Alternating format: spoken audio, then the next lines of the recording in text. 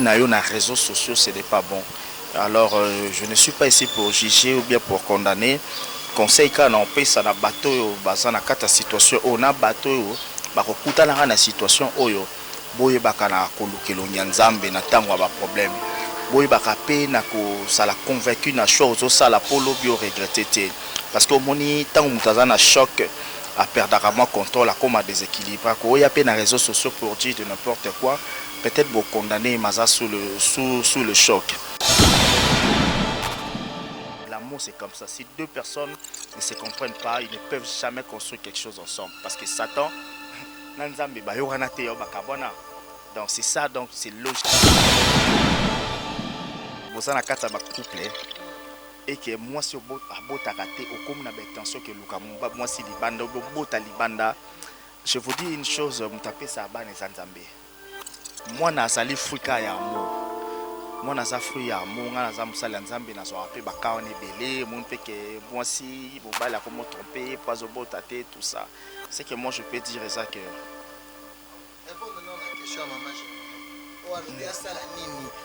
Remarquez que Mobala Zobota Libanda, Babala non officiel. Babala non officiellement. Asala Nina Boma Libala, Akena divorce. Mobali oh déjà zo kendo bota Libanda consciemment na volonté na ye au moment où il marié, c'est qu'à ça bolunga moi sine yanda côté. Mais nyonso échangeaka na dialogue. Ngana conseiller ta boma Libala et lo ngana osenga na ye a dialoguer na ye. A solo la naye a tout naye posa naye zali nini mobali ya vie existaka parce que Adam akutanaki na mwasi ya vie tango lamuki avait ça c'est la chair de ma chair l'os de mes os mwasi ya vie existaka mwasi ya vie existaka okoye baye à partir il y a paix intérieure.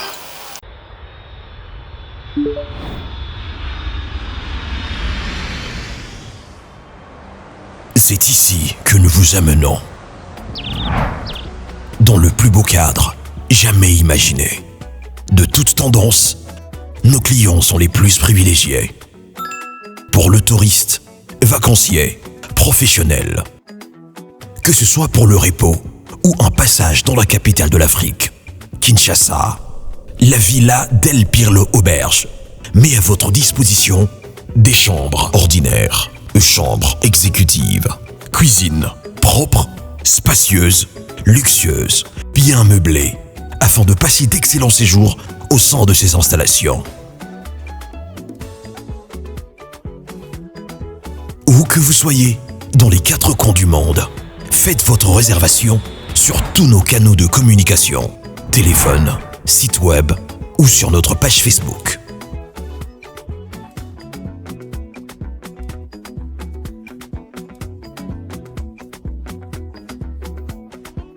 La Villa Del Pirlo Auberge vous garantit une connexion Wi-Fi Internet et intranet haut débit.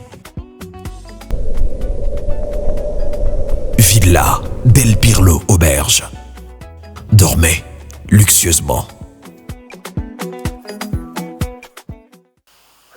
Merci à vous, nos fidèles internautes de Cleboa.com. Un grand merci à l'équipe technique qui m'accompagne. Merci à Machi Adoré la caméra. Merci à El Prof, mon réalisateur, donc Biloko Production. Un grand merci à Pichou Mangaya Boss Lady, pourquoi pas, à Tonton de la Nation Banda. Un grand merci à Nasser Chawiri, donc lui je l'appelle le géant garçon de Tchatcho de Bandal. Un grand merci aussi à celui qu'on appelle Raoul Itono, Prince des Diamants, Motema Karim Biasaka. Merci aussi à Tonton et à Nokolandou Michouri, donc depuis Paris, Babi le grand Matadien. Un grand merci à Kadet Tekasala, Yabibish Gatera. Un grand merci na Batutu Bolingara Pegi Titan Patou Kapangala ya Yemoko, Sœur Nangamoko, Suzy Koutiki Bavaler.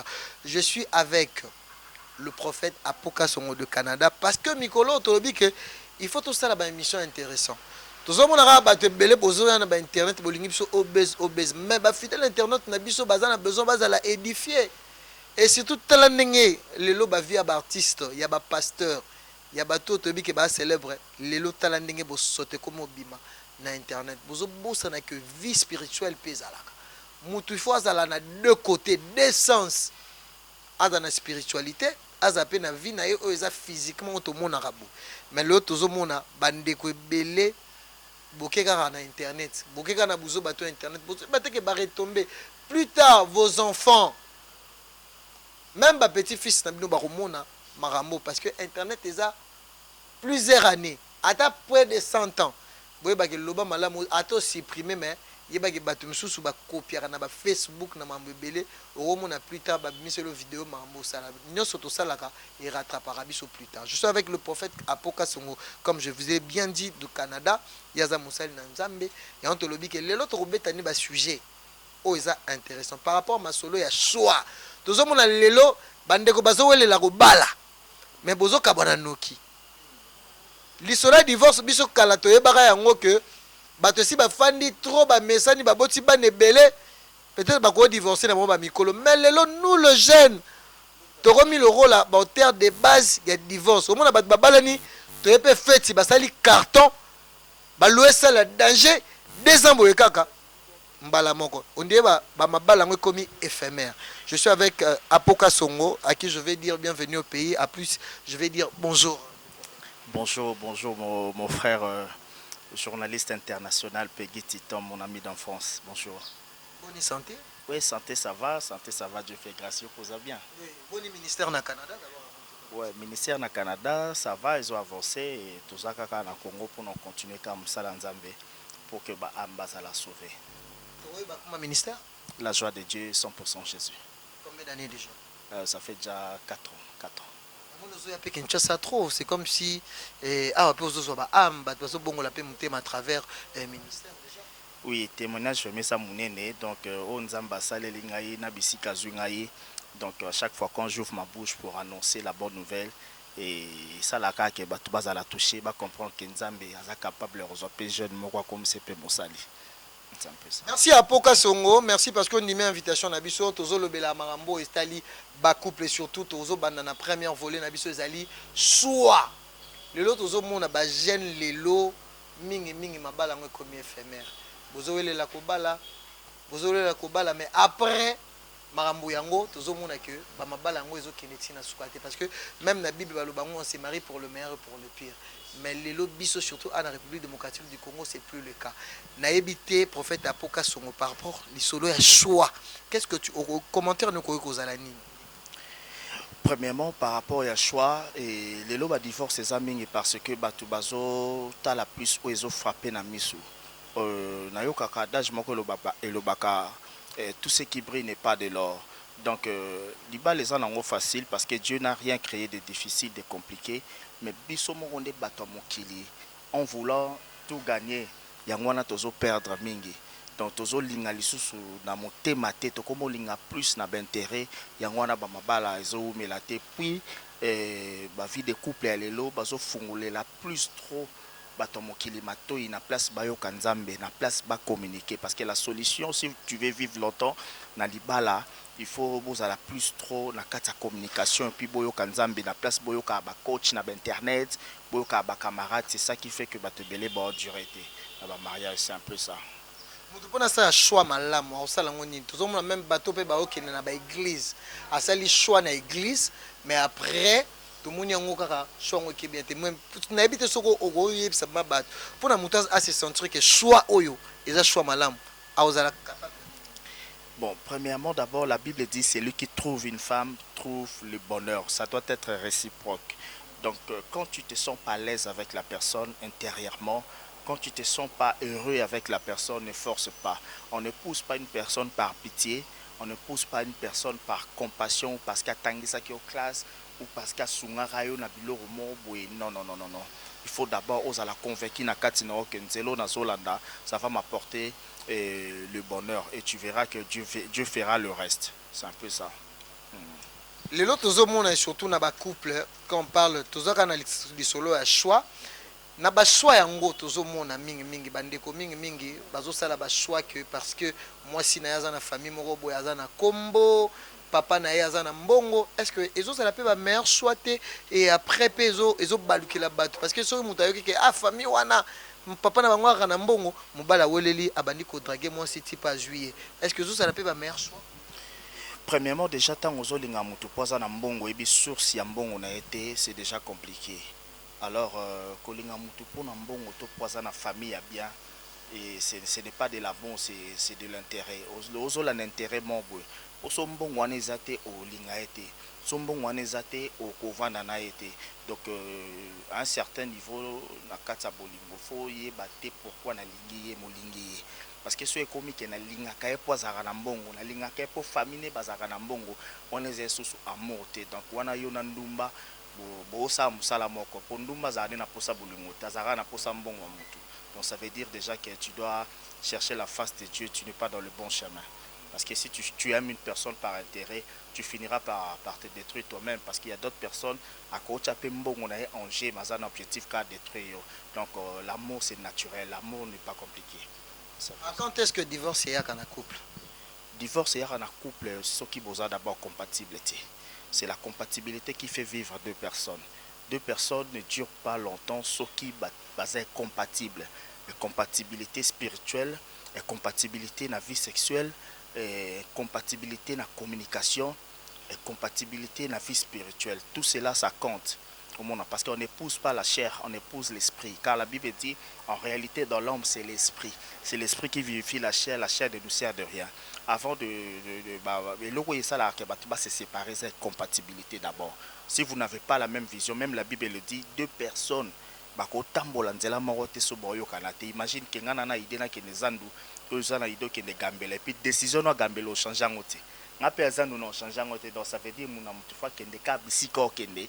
Donc c'est un peu ça. Donc l'amour c'est comme ça. Si deux personnes ne se comprennent pas, ils ne peuvent jamais construire quelque chose ensemble. Parce que Satan, donc c'est ça, donc c'est logique. Quand deux personnes s'attendre, c'est facile de se séparer. C'est un peu ça. To benga nini phénomène parce que biso to yebi que non, il y a une différence entre ba païen et ba chrétien. Le lot ozomona ba na nzambe bakotambola ndenge moko na ba chrétien. Na kopesa exemple ya couple oyo tomoni vraiment ba na réseaux sociaux ko swana ko loba ba bisi bosoto na bango couple ya Enis na chantre na biso Olivier Kalibasi o lelo baye ba bimisi vie privée na bango baye ko loba. Est-ce que lelo conduite ba na nzambe lelo est-ce que ko zala na manière na surtout mona ipende ko peniel bozarane na États-Unis ndenge nini a compara na mobali na ye Michael mba itala lelo ba chrétien lelo ndenge bazali ko conduite na bango za na réseaux sociaux et tant que yo mosai na nzambe est-ce que vous trouvez ngo? Premièrement, merci pour la question na yo. C'est que j'aime chez toi mon ami. Et ça d'abord au tchara invité à l'aise. Aux ana ba question moko donc question pesa mutu sagesse azo pesu un plus ka na quatre question na yo. C'est déjà bien que le Seigneur te bénisse beaucoup. En fait, te belé au baza star, au baza étoile, baza connu, vedette na mokili na Congo na biso yo. Bazo bakosa la part de choses te. Bazo sangisa vie ya ki star na vie sociale na bango ba ochango esika moko ba oya na ngona bazo ko exposer ngona miso bato. Alors yango ndozo mona ke ba couple belé zo umela te parce que bazo zwa vie privée na bango bazo ya na ngona réseaux sociaux. Réseaux sociaux wana ba like oh yoko ozwa quand tu exposes ta situation. Tu peux avoir 100 000 likes quand tu exposes ta situation dans les réseaux sociaux, mais ça ne veut pas dire que Batouana baza une intention malam na monter manabango pour la situation na yo. Même si na batumsu bazo applaudir kutu makambane et son pire les sous pour yo kwama. Alors mutu malam otoko ko kende ko exposer ba problème à vie na biso, ezaka nzambe, ezaka présence nzambe. Les réseaux sociaux ici et yena ba ozomona bizalele bandeko na bino ba chrétien et lelo ba chrétien ba côté ya biso nini tant ozomona lelo bosoto na bango babala na ki bazaki bango na bango basaki makambu lelo bango bakomi lokola biso ba païen na olo ba biso parce que moi je suis chrétien en général ba te belé même sous ba kota la biso bakomi lokola ba païen d'abord yoza mosai na nzambe tant ozomona ndeko na biso Enis wazali mwana ya pasteur aye koloba makambo estali ya vie privée na ya libala na ye tant babala na ki biso dozala kité ngana lobisko za ce qu'on a part ya ba na nzambe oko réagir. Premièrement elo na ko kolobeza que et comme m'a déjà ba vie privée na yo na réseaux sociaux ce n'est pas bon Alors, je ne suis pas ici pour juger ou bien pour condamner. Conseil quand on paye ça na bateau baza na kata situation on a bateau bakokutana na situation oyo boye bakana kolukelo nyanzambe na tango ba problème boye bakape na ko sala convaincu na chose au sala polo bio regretter parce que moni tango mutaza na choc à perdre moi contrôle à comme à déséquilibre ko ya pe na réseaux sociaux pour dire de n'importe quoi peut-être pour condamner maza sous le choc. Alors déception amoureuse c'est le moment et fait krakaka mutu sokaza na maîtrise.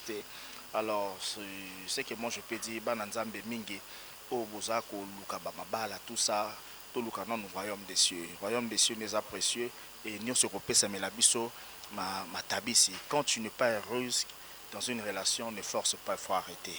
Il faut vraiment arrêter parce que l'amour tue, l'amour ne tue pas. Mais quand tu fais un mauvais choix, ça peut précéder ta mort. Donc, je sais que je peux dire pour les enfants de Dieu, et kokendo luka moi c'est une église, et ça c'est rendu que moi c'est bien. Kokendo luka mobile une église, et ça l'amour parce que une église c'est ça le roi hôpital. Donc, et ça le roi hôpital où il est tarabakanios. État d'âme peut par rapport à ba couple. État d'âme, est-ce que état d'âme peut jouer rôle là? Bien sûr que oui. Bien sûr que oui. Donc, Tadam est yangonde à Messane, qui pité dans d'autres magro balier à côté donc, Moutou, Asana Ngouya a changé Moutouté. Nous avons changé Mouteza Kanzambe. Yangwana, et ça, la Batumsou Bazali, a monné le roman Yamabe pas Moutou, mais a espéré qu'à changer. A Tobala na changé. Tipo côté pe na libala on peut muta changer te. Libala bag na mosape changer avia mutute. Voile échange avia mutute. Ko kende commune ko bala na changer caractère ya mutute. L'homme doit d'abord prendre la décision lui-même de changer son comportement. Au moins que moi si bien mon bal au sait sous ba effort makasité. Quand déjà la personne désire se transformer ou bien changer son comportement, et tu ne feras pas beaucoup d'efforts. Donc c'est que moi je peux dire ça que ta dame est ça très important. Il faut y aller ta dame ya mutu parce que mutu ça cause à la investe mais moli mona na kati et kokovana na moi si mon côté. Moi si me suis pas cause à ça qui toko mais moli mona na kati et kokakolo ba vérité te.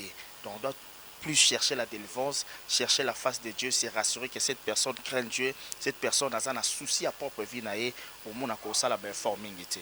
Donc, si vous avez conseil au salaire sous forming pour modifier moi quelque chose dans sa vie, car personne n'est parfait. Dans une question, bandeko bazali banda mboka surtout ba otu na pe mituna na bango. Awa tozana maman Zanatanga, maman Germaine Olungo atuni anga tuna mutuna. Prophète apoye bisabiso. Soki ngai na remarqué que na bala officiellement. Mais déjà ngoyo na mobali nanga tozobota te mais na remarqué que mobali nanga azobota libanda. Conseil nino koyi kopesa ba. Donc alobi aboma libala oto. Alobi asali 2 ans mazobota te. Mais mobali na ya azobota libanda. Azobi ma messi libanda. En fait, naline bisape bateau yo bosa na kata ba couple. Et que moi si abota raté au comme na bentension que luka moi si libanda bota libanda. Je vous dis une chose, mutapé saba nezanzambe. Moi nazali fruit ya amour. Moi naza fruit ya amour, nga naza musala nzambe na so apé bakao ne belé, mon pe que moi si mobile a comme tromper, poiso botate tout ça. C'est que moi je peux dire ça que répondre à la question à maman Germaine. O alobi asala nini? A remarqué que mobile azobota libanda, babala no officiellement. babala no officiellement. Asala nini? Aboma libala ake na divorce.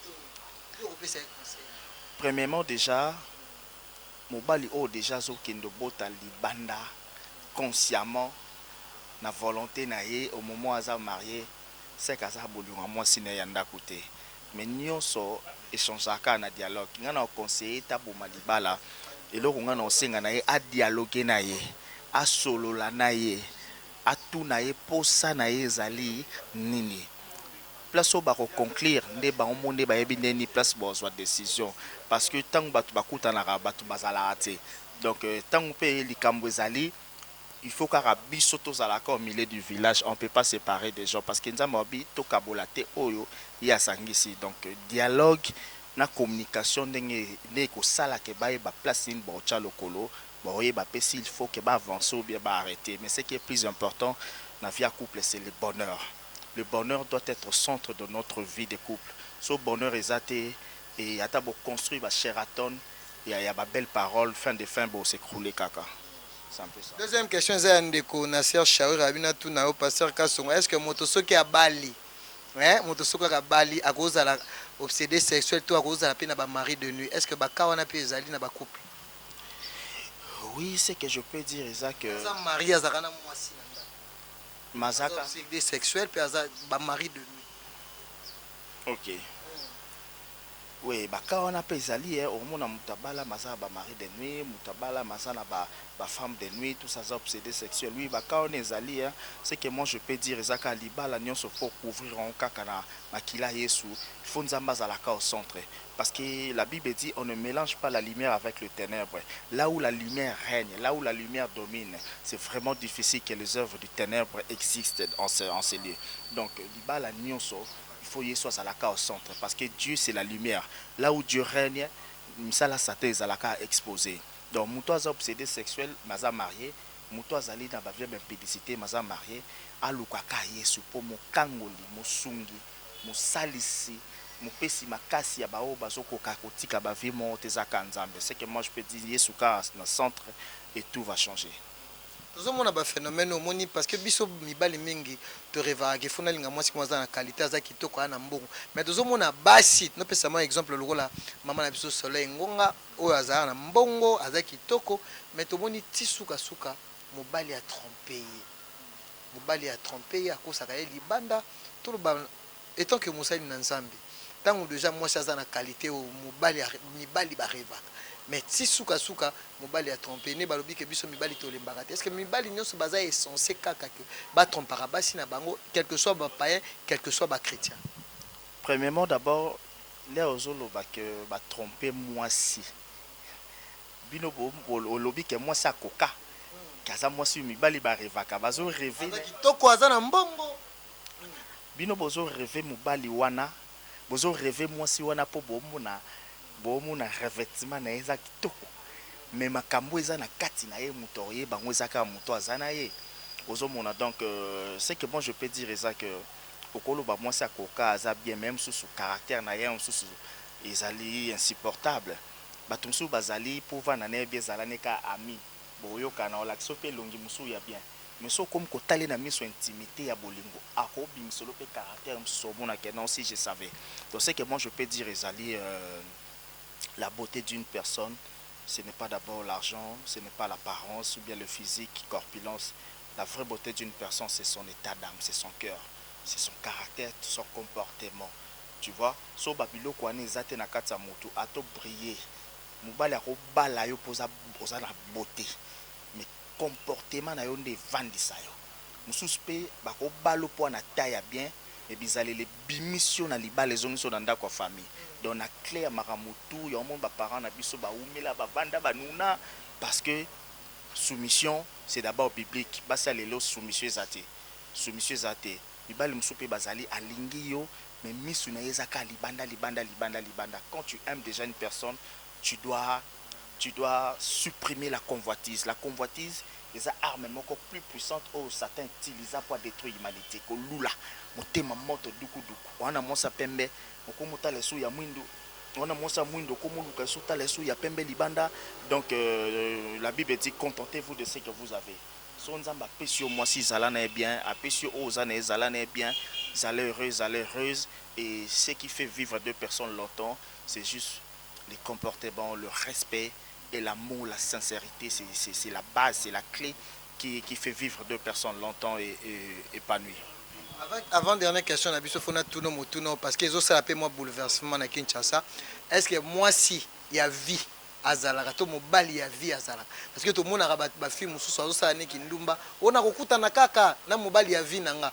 Omona mwasi mobali mususu azosa ne makambo, oh mukona kokuta na mwasi ya vie nanga na kobala kaka. Ndenge na zuyo oza mieux placé ko biception. Est-ce que moi si ya vie to mobali ya vie ça existe aussi? Moi si ya vie mobali ya vie existe aka.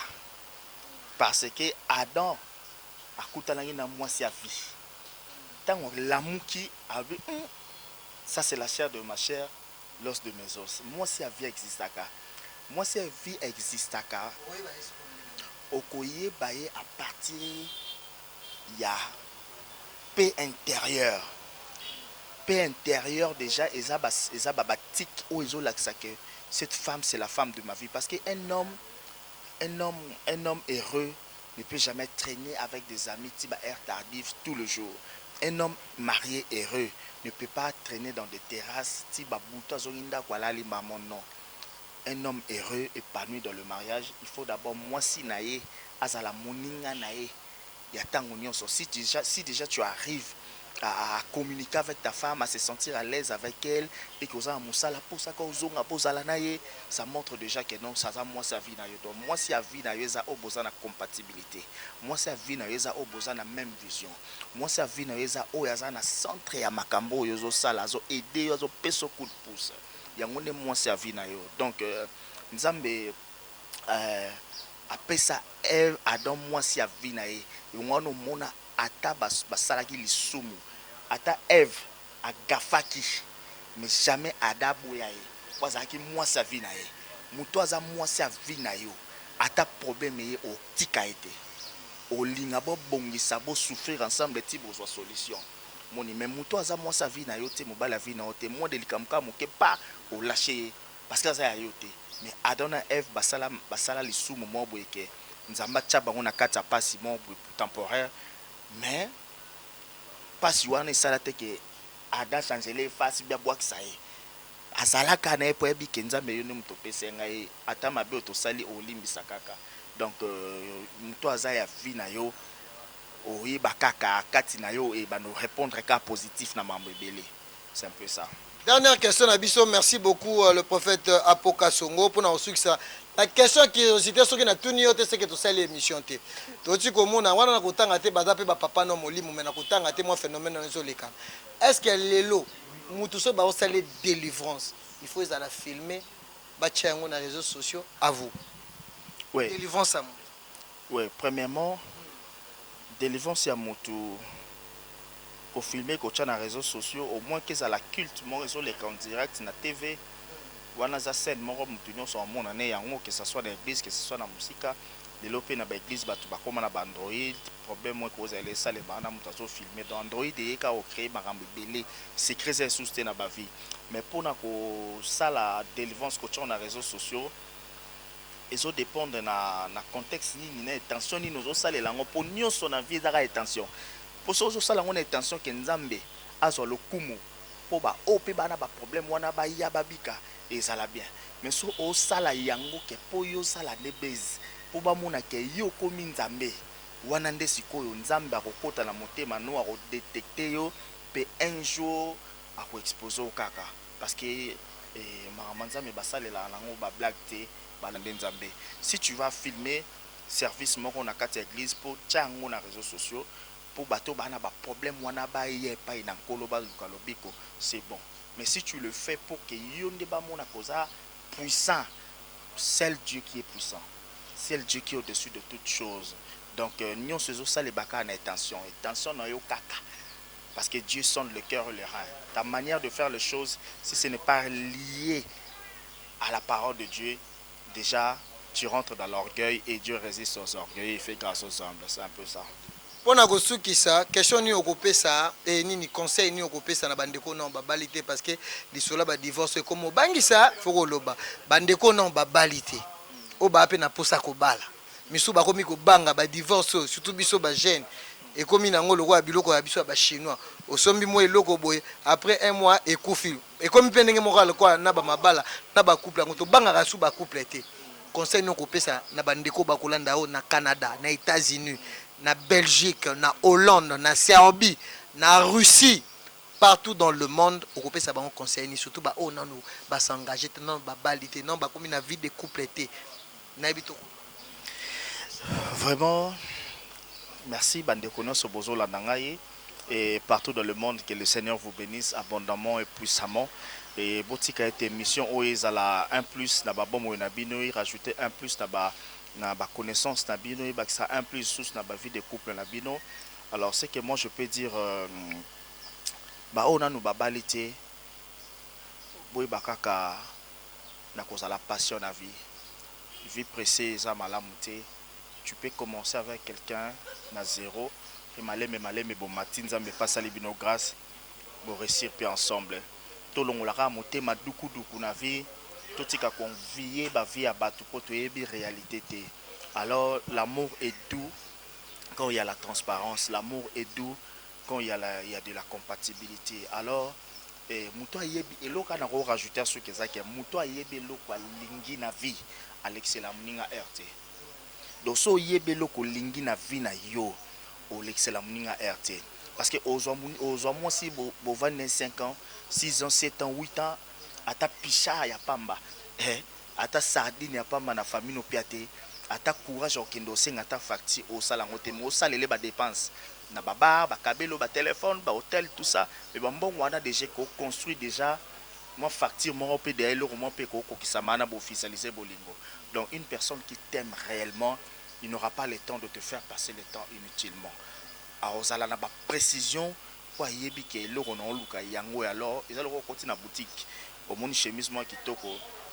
Donc attends na mbongo te o yebisa muto na ngumbango no ya. Peso ke yo ya o yo zwango. Donc tout tika kolekisa na ba air na vie soko yebi ke obala na mutu ana te kovana na ete poasunga kayo so futa ndaku kovana na ete poasunga kayo so lata kitoko chapa fo cha plante eza ba passe ya temps tango kokolo konuna pour jouer sous makasi osama amsuste. Il faut se préparer maintenant, il faut chercher l'âme sœur de ta vie, il faut chercher que Dieu puisse te montrer l'homme de ta vie. Moni, Dieu ne peut pas toujours te montrer dans une vision que mobile la vie no yewana. Mais à travers le dialogue, ceux qui besoin à Bomoko, vous pouvez construire une vie ensemble et Dieu au milieu, vous allez réussir. Donc courage aux jeunes couples, courage aux gens qui sont des célibataires, et quand le moment viendra, tu vas comprendre que non, mon temps est arrivé et la chose ce qui t'appartient au force en haute. Le loko ezaya yo dans na lobaelo mona ba camarade danga et loko ezaya yo au force en haute. Soyez comme il y a renforcer ce que c'est sur yo te courage et soyez bénis et que le Seigneur vous donne ba partenaire il y a bien il y a vie pour beaucoup avancer na bango pour bosser la vie ensemble et nous posant ba difficulté na ta vie de couple tu ne sais plus quoi faire ou abandonner ou lâcher surtout le loko na loba conseil na ba sur ba vivant injustice ba kabwani pona azobotati pona azobotati ba benga ba femme stérile conseil ni okopesa et surtout ba to ba divorcer na ba kaya muto obali mwasi azobota te eke olingo boya ye po kende luka o azobota mais bango na vie muto azalaka ka complété hein muto azalaka complété donc la Bible dit invoque moi je te répondrai solution nyonso ezaka nzambe parce que non na mona te muto asambeli aluki nzambe pe nzambe ayoki ete patiki ete soki azomonisa aveugle est-ce que akomi tungisa mapo apeso mwana soki azotambusa bakoka obi azosekwisa muto akufa pola côté. Donc c'est déjà une personne déjà qui arrive à t'abandonner parce que il n'a pas premièrement d'abord la foi et mis plus trop aux extérieurs. Un homme qui craint Dieu, une femme qui craint Dieu, sa foi déjà peut déplacer les montagnes. Sa foi peut transformer l'obscurité à la lumière. Donc c'est un peu ça. Dieu au centre. Tout va changer car tout est possible à Dieu. La Bible dit des choses qui sont impossibles à l'homme est possible à Dieu. La vie ailleurs. Vraiment, soit temps réfléchir parce que place au kendo na peka na makambo. Sous les arous purs. Donc c'est un peu ça. Merci beaucoup le prophète Apoka Songoki du mien. Donc je dis un grand merci. Vraiment, il faut vous sentir. Bisous photos à la rabouille. Non. Journaliste azara boye aza face ya mosali na nzambe azobimise biloko akati vraiment tokomi na suka na ebité prophète Apoka Songo na ebité okoloba nini mpona tosukisa parce que l'autre ozalaki na basujet moko important lisolo ya choix na lisolo ya divorce et surtout makambo lelo ba chrétien bozo memela biso na réseaux sociaux bokomika lokwa bapaya mpona koconclure na basujet tosolo no mokolo ya lelo na ebité bato ba retenir nini le prophète Apoka Songo bato ba retenir kaka que kozwa ba couple internet modèle ya vie na ote pour ba mo pe basana ba réalité na bango eloko ka oyo ko retenir ndeko ozo yoka ngai vie privée na yo ko exposer yango na mutu nyonso te, surtout na réseaux sociaux, parce que la discrétion repousse les combats. La discrétion repousse les combats. Même la Bible dit soyez prudents comme le serpent. Donc si tu veux aller loin dans ta vie, si tu vas aller loin dans la vie des couples na yo, ça la mutu discrétion. Et puis matoi na yo ko fungolela ngo bato mokili te, fungolela onka nzambe na mutu aza pembeni na yo ndoko mona ke beaucoup avancer. Et retenez ceci, et l'amour est doux, le vrai amour existe. Et ya nzambe vrai amour, amour wana nzambe so pe koti na motema mutu mutu ana pas communiquer pe ka mutu okuta na ye. Donc aimez les gens qui vous aiment et ne détestez pas, soyez patient dans la vie. Restez positif dans la vie. Ce que je vois qui déjà une fois dans la vie des couples moko, Dieu peut te restaurer encore comme kangaté. Ne restez pas toujours dans le passé. Faites confiance à Dieu, il est capable de vous restaurer. Gardez la joie, le Seigneur est bon. Merci beaucoup Nabatutu Bolandi Biso. Merci na famille à Apoka Songo. Merci à Madova Kasongo. Merci à Yalidi Kasongo, Manola Kasongo ainsi que la famille Kasongo Mobimba. Où se retrouver au Canada, même à Kinshasa. Partout. J'ai dit un grand merci à Nasser Chawir et donc les géants garçons de Tchatcho de Bandal. Un grand merci à Massananga Taïdjaro depuis Paris, Junior Chaumba. Merci à vous. Donc, Boyoki Matea en émission. J'ai dit un grand merci à Machi, un grand merci à Pichou Mangaya Boss Lady. Merci aussi à maman Germaine Olungu, maman de maman Bangalore Olandi Biso. Merci à ma fidèle internaute Nabiso. Tout ce que vous en avez besoin, il y a un numéro, il y a prophète pour na conseil, bo benganga parallèle parce que année déjà marié, boya ko loulé pamba. Il y a Zarani déjà sa père de famille déjà. Donc j'ai dit un grand merci Nabino Batubolandi Biso au beau se porter.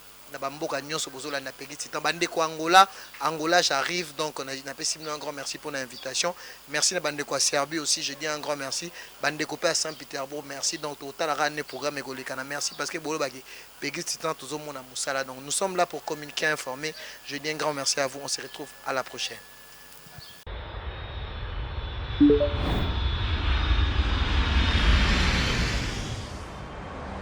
C'est ici que nous vous amenons. Dans le plus beau cadre jamais imaginé.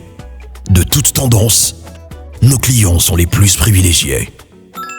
Pour le touriste, vacancier, professionnel. Que ce soit pour le repos ou un passage dans la capitale de l'Afrique, Kinshasa, la Villa del Pirlo Auberge met à votre disposition des chambres ordinaires, chambres exécutives, cuisine propre, spacieuse, luxueuse, bien meublée, afin de passer d'excellents séjours au sein de ces installations. Où que vous soyez, dans les 4 coins du monde, faites votre réservation sur tous nos canaux de communication, téléphone, site web ou sur notre page Facebook.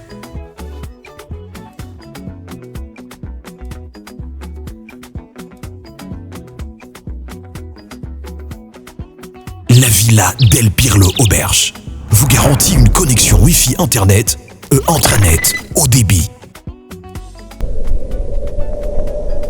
Villa del Pirlo Auberge. Dormez luxueusement.